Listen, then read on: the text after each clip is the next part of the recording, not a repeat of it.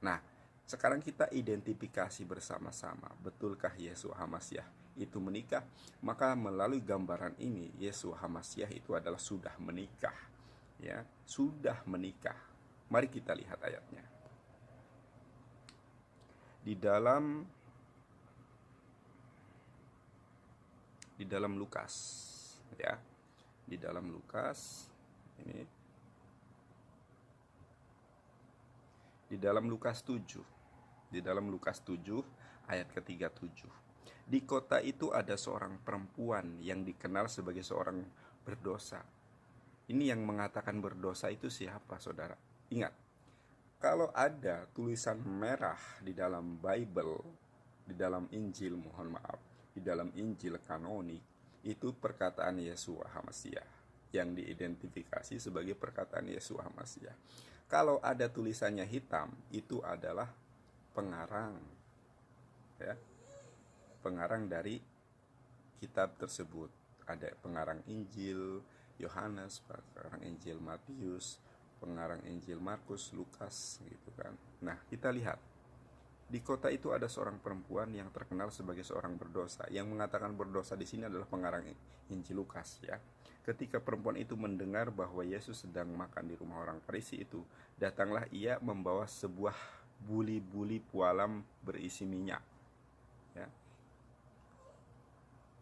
Sebentar, saya ataskan sedikit. Sambil menangis ia pergi berdiri di belakang Yesus, di dekat kakinya, lalu membasahi kakinya itu dengan air matanya dan menyakannya dengan rambutnya. Kemudian ia mencium kakinya dan meminyakinya dengan minyak wangi. Ya, ini tradisi Yahudi, prosesi pernikahan, saudaraku. Bukan hanya prosesi hanya meminyaki. Ini salah besar ini kan. Ini yang di dalam Yahudi prosesi pertobatan, meminyaki seorang lelaki yang bukan mahramnya, menyakanya, menciuminya. Tidak ada, saudara, tidak ada. Ini adalah prosesi pernikahan yang nanti kita sama-sama akan identifikasi, ya, ayatnya. Nah, kita juga bisa melihat di dalam Matius 26. Di dalam Matius 26, datanglah seorang perempuan kepadanya membawa sebuah buli-buli. Membawa sebuah buli-buli, ya. Pualam berisikan minyak wangi yang mahal. Minyak itu dicurahkan ke atas kepala Yeshua HaMasyiah. Ingat loh, ya. Tidak boleh ada seorang wanita yang menyentuh orang laki-laki di dalam adat tradisi Yahudi, apalagi meminyaki, ya, kecuali dalam prosesi pernikahan. Ya. Di sini dikatakan minyak itu dicurahkan ke atas kepalanya. Ya, coba Anda cari, ya. Adakah prosesi pertobatan seperti ini? Tidak akan ada. Justru prosesi ini, adat istiadat Yahudi adalah, ya, ketika seseorang meminyaki lelaki, ya, apalagi mencekak dan menyiuminya, itu adalah prosesi pernikahan, ya. Karena Yesus ini adalah orang yang terhormat, dalam keturunan orang yang terhormat, ya, orang Yahudi, gitu kan. Tidak mungkin seorang perempuan tiba-tiba, apalagi hanya di ini pengarang Lukas ini, ya, sengaja ingin menutupi, begitu kan, prosesi pernikahan ini, ya. Mencekak, ya, apa di sini dikatakan mencurahkan di atas kepalanya, ya, minyak itu dicurahkan ke atas kepalanya. Dan ini adalah adat istiadat Yahudi dalam prosesi pernikahan, prosesi pernikahan. Jadi Yesus itu menikah. Yesus itu tidak jomblo seperti saudara, ya. Mungkin di sini ada para jomblo. Yesus itu tidak jomblo, itu menikah, saudara. Begitu, ya. Dan kita lihat, ya, kalau Yesus itu menikah, lalu siapa sih nama istrinya? Nama istri Yesus itu adalah Maria, ya. Maria. Siapa wanita tersebut atau siapa istri Yesus itu? Istri Yesus itu adalah Maria, sebagaimana Yohanes 12 ayat 3. Ya, maka Maria mengambil setengah kati minyak. Tuh, banyak sekali, saudara. Banyak sekali. di dalam Injil Matius, di dalam Injil Lukas, menyeka rambutnya, ya, menciuminya. Nah, lihat kan, nih Bang Jago ini menafsirkan seenaknya aja gitu. Kalau kita mau lihat di Lukas 7 ayat 36, ketika seorang Farisi, nah ini sambil menangis dia pergi. Jadi dia menafsirkan ini adalah prosesi pernikahan. Coba kita lihat benar apa enggak ya. Pertama adalah seorang Farisi mengundang Yesus untuk datang makan di rumahnya. Nah ini diundang makan, ya, diundang makan. Nah setelah itu eh, ketika perempuan itu mendengar bahwa Yesus sedang makan di rumah orang Farisi itu, nah datanglah ia. Ini kan kejadian yang tiba-tiba gitu. Ketika seorang Yesus datang makan di rumah seorang Farisi, dia mendengar, dia datang. Bagaimana ini menjadi satu proses pernikahan? Oke, kita lihat lagi. Pasti dia bilangnya disembunyikan. Apanya yang disembunyikan? Lihat. Bahkan kita lihat ketika seorang Farisi yang mengundang Yesus melihat hal itu, ia berkata dalam hatinya, jika ia ini nabi, tentu ia tahu siapakah dan orang apakah perempuan yang menjamahnya ini. Tentu ia tahu bahwa perempuan itu adalah seorang berdosa. Gitu. Baru Yesus mengatakan, Simon, nah ini bla bla bla bla bla. Nah, kita bisa lihat ini ya terakhir ya. Tetapi Yesus berkata kepada perempuan itu, imanmu telah menyelamatkan engkau. Pergilah dengan selamat. Nah, di sini kan udah dibilang. Kalau ini proses pernikahan, bagaimana dia menyuruh calon istri itu udah pergilah gitu. Ini orangnya otaknya nggak tahu ada di mana gitu. Tapi nggak apa-apa. Namanya juga Bang Jago ya. Gitu.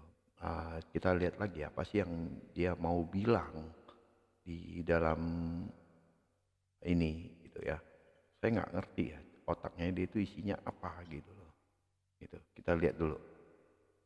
Dan sekali lagi saya katakan, tidak sembarang orang, apalagi Yesua HaMasiah keturunan, ya, orang terhormat, kemudian ada seorang wanita yang berdosa, katakanlah, menciuminya, meminyakinya. Tidak, tidak, tidak akan ada itu prosesi perdobatan seperti itu.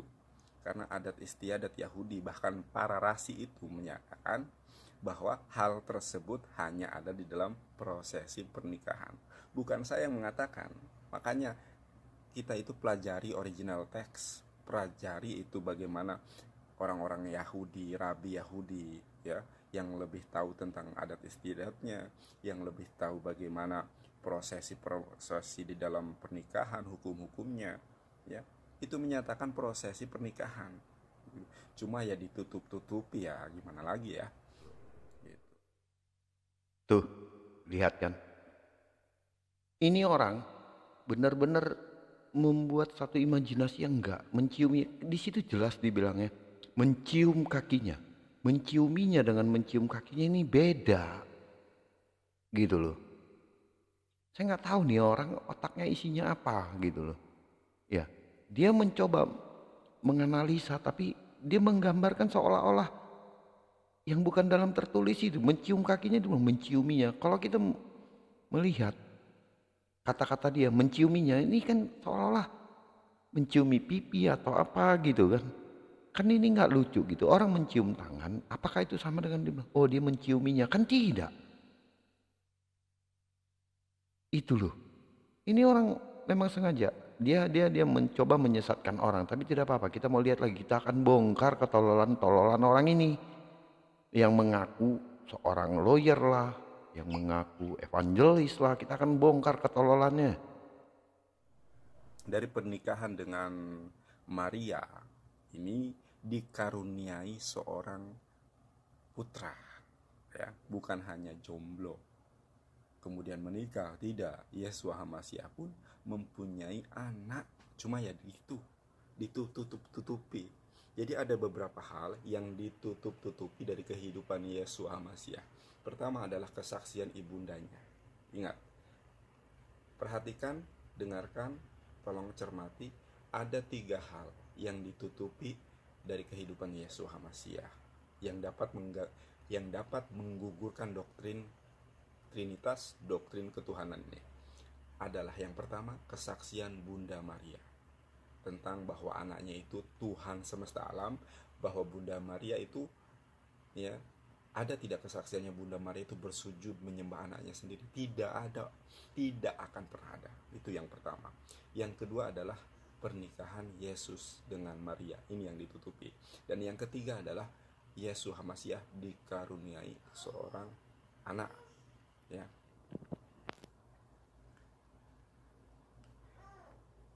Seorang anak, ada ayatnya sebab. Nah, ini anak Yesus. Nah, dan dari Yesus yang dinamai Justus, hanya ketiga orang ini dari antara mereka yang bersunat, yang menjadi temanku sekerja untuk kerajaan Allah. Mereka itu telah menjadi penghibur bagiku.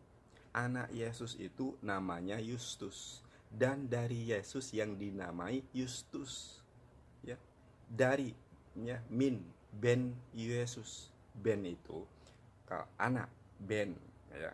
Kalau jadi ya susah kalau memang udah terpatri di dalam otak itu terjemahan, tidak mengerti original teks, tidak mengerti original language, akhirnya ya begini. Inilah licinnya bibirnya ya. Kita lihat ya. Kita lihat siapa sih yang disebut dia. Oke. Di Kolose 4 ayat 11. Kita baca dari salam dari kamu, dari Aristarkus, temanku sepenjara, dan dari Markus, kemenakan Barnabas. Tentang dia kamu telah menerima pesan. Terimalah dia apabila dia datang kepadamu, yaitu siapa? Gitu. Dan dari Yesus yang dinamai Justus. Ini artinya dan dari Yesus, atau disebut juga alias Justus. Ya, jadi Justus itu disebut juga Yesus, disebut juga Yusuf ya. Hanya ketiga orang ini diantara mereka yang bersunat, yang menjadi teman kerja, temanku sekerja. Jadi ini teman, udah menjadi temannya Paulus. Bisa bayangkan anak Yesus jadi temannya Paulus ya. Gitu ya. Nanti kita lihat apakah umurnya ini udah mencukupi apa tidak gitu. Oke. Kita lihat lagi di mana sih adanya. Siapa sih Justus ini? Kita lihat ya, Justus ini siapa ya. Nah, ini kita bisa lihat ya. Di Kisah Para Rasul 1 ayat 23. Ini kejadiannya setelah Yesus mati.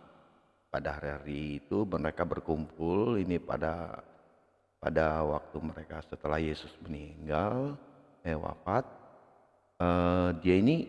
mereka ini berkumpul gitu loh. Jadi mereka itu mencari pengganti Yudas gitu. Setelah Yudas mati, hal ini diketahui oleh semua penduduk. Ini yang disebut dengan tanah darah itu ya. Yang kalau si Aristo bilang itu katanya buktinya si Yudas yang mati disalib. Ketawa juga saya lihat orang-orang ini, bang jago ini. Jadi harus ditambahkan pada kami dari seorang di antara mereka, dari mereka yang senantiasa datang berkumpul dengan kami selama Tuhan Yesus bersama-sama dengan kami. Ini Yesus wafat gitu. Jadi mereka mencari penggantinya si Yudas gitu. Baru kita lihat ya ayat 23. Lalu mereka mengusulkan dua orang, Yusuf yang disebut Barsabas dan yang juga bernama Justus ya. Ini ya Justus ya. Ini kan jelas ya. Yusuf, Barsabas atau disebut dan Matias. Jadi bisa bayangkan nggak? Beberapa hari sebelum kematian Yesus gitu ya, itu ada pengurapan yang dilakukan Maria, katanya berarti dia menikah. Nggak lama kemudian anggaplah dulu kan pelayanan Yesus saja itu kan 3 tahun gitu. Setelah Yesus mati, mereka ini mau berkumpul dan mencari penggantinya Yudas. Bisa bayangkan nggak? Tiba-tiba Justus ini udah dewasa men.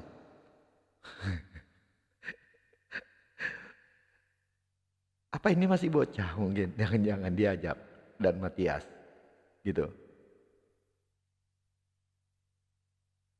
Ya, nah inilah ada dua orang dipilih. Akhirnya yang terpilih itu adalah Matias sebagai pengganti satu, ya pengganti Yudas.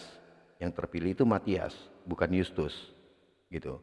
Jadi Yustus ini disebut juga Barsabas, disebut juga Yusuf, disebut juga Yesus, gitu. Nah, kalau kita melihat di Kolose seperti yang dia bilang tadi, wah itu adalah eh, apa namanya? Apa tadi dia bilang itu ya? Si Nandar tadi bilang, wah ini adalah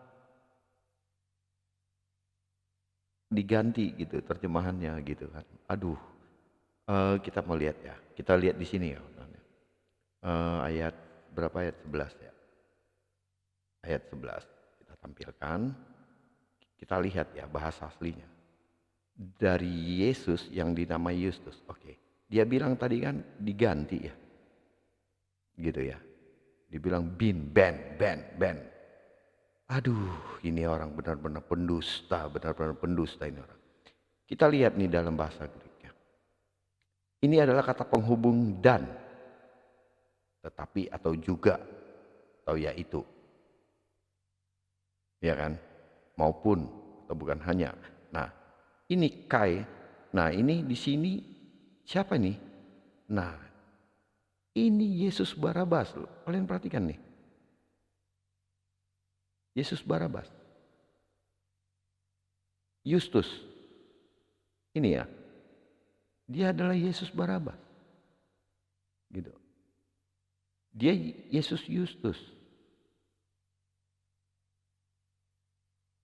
Udah lihat ya. Ini orang pembohong. Gitu. Ini orang pembohong. Ini orang pembohong. Ini bukan band. Ini bukan menunjukkan ini adalah anak, keturunan. Ini menunjukkan kata penghubung dan. Gitu. Juga salam dari Yesus. Lihat ya. Juga salam dari Yesus yang dipanggil Yustus. Salam dari Yesus alias Yustus. Jadi ini orang pembohong, benar-benar pembohong ini orang. Gitu. Dia itu memelintir-melintir semuanya, membuat seolah-olah itu benar. Ini orang memang mulut licin. Ini benar-benar pendusta ini orang. Gitu. Dan kebodohannya sudah kelihatan. Kenapa saya bilang kebodohannya kelihatan? Bayangkan Yustus dipilih itu pada saat beberapa hari atau 40 hari atau berapa hari setelah Yesus meninggal. Yesus wafat. Apakah anak Yesus itu langsung tiba-tiba besar gitu, tiba-tiba jadi teman sekerjanya murid-muridnya gitu, yang usianya udah 30 tahunan? Kan tidak mungkin. Ini orang otaknya nggak ngerti saya ada di mana. Gitu. Kalau dia bilang dia lawyer, ini orang lawyer yang mungkin yang paling aduh kelasnya nggak ngerti. Apa ini hanya kebohongan gitu. Seorang lawyer itu berpikir logis. Gitu. Jadi ini orang benar-benar bertujuan membohongi, bertujuan untuk menyesatkan dengan menafsir ayat-ayat ini dengan seenak udelnya, dengan seenak hatinya. Ini yang saya bilang penista. Itu kebodohannya orang ini memang. Ini orang udah keterlaluan, ini orang keterlaluan. Saya bilang keterlaluan. Dia bilang sampai bahwa itu disembunyikan, berarti seolah-olah Lukas menyembunyikan. Waduh, ini penistaan sekali nih ya, tuh teman-teman ya. Oke, kita lihat lagi apa lagi yang dia bilang biar kita coba lihat gitu. Jadi di sini dan bin Yesus, Ben itu anak yang dinamai Yustus. Jadi Yesus ini dari pernikahannya dengan Maria dikaruniai seorang anak yang namanya Yustus. Yustus itu di dalam perjanjian baru hanya satu kali disebut, hanya di dalam Kolose 4 ayat 11. Ada apa ini? Ditutup-tutupi. Padahal di sini jelas ya, di antara mereka yang bersunat yang menjadi temanku sekerja untuk kerajaan Allah. Kerajaan Allah. orang yang mempunyai apa ya, orang yang mempunyai peran yang sangat penting, kontribusi yang sangat besar. Namanya hanya satu kali disebut. Kalau banyak sekali disebut akan ketahuan bahwa Yesus ini anaknya Yesus. Makanya ditutup-tutupi begitu ya. Tapi ya sudahlah, itu memang itu karakter mereka ya, karena mereka tidak bisa mempertahankan, akhirnya mereka menyerang dengan membabi buta, bahkan mendusta gitu, bahkan mengorek-ngorek, bahkan mereka ini benar-benar membuat satu yang baru gitu, bukan penemuan baru, mengarang hal-hal yang baru gitu supaya menjadi polemik. Dan saya bingung sama ini orang yang katanya lawyer gitu. Lawyer ini, aduh nggak tahu dah lawyernya dia dari mana. Ini kalau bener kalau dia jadi lawyer ini, saya nggak tahu pola pikirnya seperti apa. Seorang lawyer itu tidak berpikir seperti ini. Seorang lawyer itu adalah orang yang cerdas gitu. Ketika orang berkata apa, dia udah tahu gitu, menelaah apa perkataan orang lain gitu. Kalau nggak kayak seperti itu, dia tidak akan bisa melawan argumen orang lain di persidangan. Kalau orang yang seperti ini berpikirnya sempit begini, aduh, ini kalau jadi lawyer bisa nggak nyambung semua ini urusannya, bisa hakimnya pusing nih yang kayak gini. Kalau yang kayak gini jadi lawyer, benar. Tapi ya sudahlah. Begitu teman-teman ya. Jadi ini saya ulas sedikit satu. Pertama, saya bilang ini udah jelas-jelas penistaan yang sangat dalam, karena dia menyalahkannya itu udah langsung ke pusatnya, ke bahwa Lukas atau Alkitab ini ditulis banyak menyembunyikan sesuatu gitu. Jadi seolah-olah ini jadi karangan-karangan saja itu. Jadi dia tidak hanya mengatakan penyesatan itu adalah di persepsi atau di penafsiran, tapi dia sudah bilang bahwa ini dibuang, seolah-olah ada dibuang ayat itu, atau seolah-olah disembunyikan lah, supaya penulis Lukas ini ataupun penulis-penulis yang lain itu tidak ingin membuka bahwa Yesus punya anak. Tapi anehnya ternyata Yustus, setelah beberapa hari Yesus wafat dan mereka mencari pengganti Yudas, ada Yusuf Barnabas di sana yang pastinya sudah dewasa gitu. Jadi masa iya dalam beberapa hari Yesus meninggal dia langsung sudah dewasa, ini kan tidak mungkin gitu loh. Kalaupun ibaratnya itu ceritanya di awal pelayanan Yesus, berarti hanya berusia 3 tahun. Masa iya 3 tahun yang bener aja gitu loh. Itu aja pertimbangannya. Ketika ini kan Yesus berpelayanan, dan itu sebelum kematian Yesus. Dan setelah beberapa hari, hitungan anggap saja sebulan lebih, mereka memilih pengganti Yudas. Ternyata ada Yustus di sana. Apakah mungkin sebuah keajaiban langsung menjadi dewasa? Mentang-mentang dia anak Yesus langsung jadi dewasa gitu hanya beberapa hari saja, kan tidak mungkin juga gitu. Nah ini pola pikir yang memang sangat-sangat menjerumuskan ya. Nah ini pembodohan, kalau menurut saya ini pembodohan gitu, pembodohan nih. Nah inilah cara berpikir orang ini. Dan saya juga sudah tonton juga dia berdiskusi dengan satu ustadz juga, sama-sama bang jago lah gitu, bangga jadi orang apalah itu gitu ya. Gitu itu istilah istilah yang saya jadikan aja lah, istilah orang ini adalah orang-orang bang jago ya, bang jago ya kan. Nah inilah penyesatan yang sering mereka lakukan ya teman-teman ya. Jadi untuk waspada teman-teman, apabila mereka mencomot-comot ayat, jangan ngikut cara mereka mencomot hanya satu, tapi lihat konteksnya, lihat ayat tersebut secara keseluruhan. Karena mereka ini kan cuman nyomot sedikit, menganggap bahwa itu benar gitu. Jadi kalau mereka nggak mencomot satu baut, mereka bisa mengatakan bahwa ini adalah pesawat, padahal itu baut mobil ya gitu ya. Mereka bilang enggak, ini pesawat nih, contohnya ini ada baut gitu. Nah itulah mereka gitu. Jadi mencomot satu bisa menyatakan apa aja, terserah mereka gitu. Dan itulah penafsiran keliru yang selalu mereka bangga-banggakan gitu. Karena memang ya mereka banggalah jadi, ya itu yang saya bilang tadi, bang jago tadi gitu ya. Oke teman-teman, sekian dulu dari saya. Semoga ini bisa bermanfaat buat teman-teman ya. Jangan lupa nanti kapan-kapan kita akan ulas lagi penyesatan-penyesatan yang mereka lakukan. Oke, God bless semuanya. Terima kasih.